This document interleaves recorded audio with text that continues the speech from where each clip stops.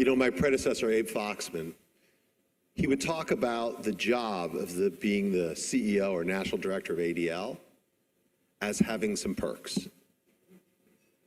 Tonight is one of those nights. I mean, as a lifelong, passionate Zionist, I could not be more proud, literally, than to be recognized by the President of Israel.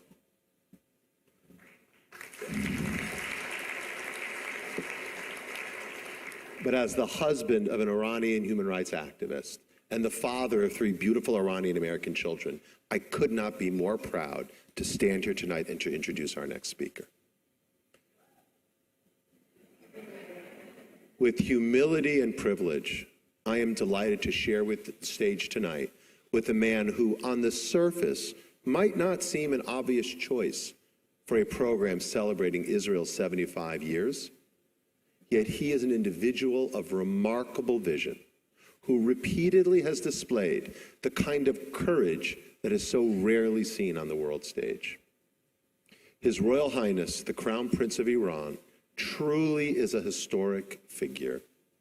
He is the eldest son of the former Shah of Iran, Shah Mohammad Reza Pahlavi, who left Iran in 1979 and whose country has suffered ever since, subject to the brutality and oppression of the Islamic regime. Iran today is ruled by a tyrannical government whose revolutionary creed compels them not only to crush the will of their own people, but to export their maximalist, violent brand of political Islam across the region, throughout the Middle East to Europe and beyond. It is an extremist regime with an ideology as dangerous as Al-Qaeda because it is unwilling to reconcile with open societies. It is a kleptocracy that cannot abide by the rule of law, and it is an Islamist dictatorship that refuses to acknowledge the legitimacy of a Jewish democracy. It is an armed militia that is focused not on feeding its own people, but on subjugating its citizens and spreading terror across the region. Indeed, Iran is the leading state sponsor of terror around the world and a country whose #1 export is anti-Semitism. And so, for all these reasons, we here tonight need to appreciate the significance of the Crown Prince. For decades, living in exile here in the United States, the Crown Prince has been one of the most prominent and often lonely public voices calling attention to the excesses of the Islamic Republic. Whereas some here inside the Beltway have engaged in an endless, pointless debate about the merits of reformers or hardliners, the Crown Prince has had the clarity and long understood that this is a false choice. These are 2 sides of the same coin. And what the people of Iran need is an alternative path that aligns with the rest of the world, that Iran should be a free, secular democracy.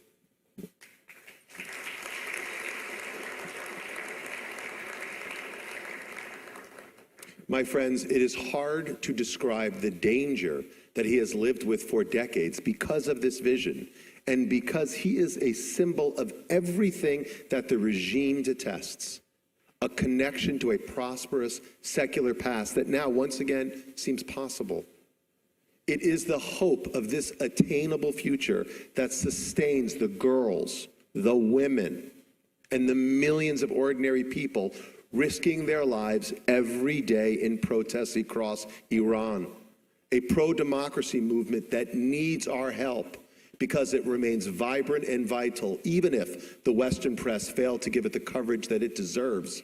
And unfortunately, our political leaders lack the courage to embrace them. Today, it is indisputable that the regime has lost the plot. Their greatest weapons, intimidation and fear, have been exhausted.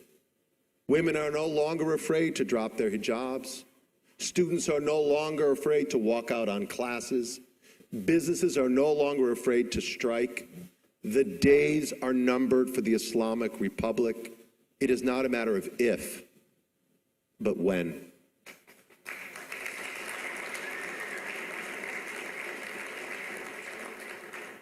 And so, just 2 weeks ago, Mr. Pahlavi did something audacious, courageous, and historic. He traveled to the Jewish state.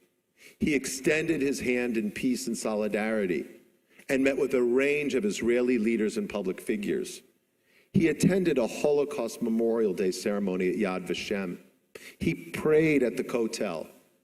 He visited and paid respects at the Baha'i Gardens in Haifa. He paid a condolence call to the D family following the terrorist murder of Mother Lucy and sisters Maya and Rina of blessed memory. He spoke of renewing ties between Iran and Israel and, quote, working toward the peaceful and prosperous future that the people of our region deserve. Taken together, there's nothing that the regime fears more. A future where girls don't wear the hijabs, a future where every vote counts, a future where all religions in Iran coexist in harmony, a future where the country no longer is at war with its Jewish neighbor. This is a future that terrifies the regime because it is one where the Islamic Republic has lost its raison d'etre.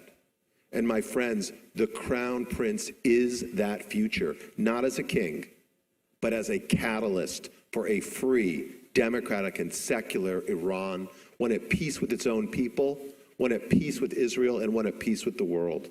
So please, join me in welcoming to the stage tonight His Royal Highness Crown Prince Reza Pahlavi.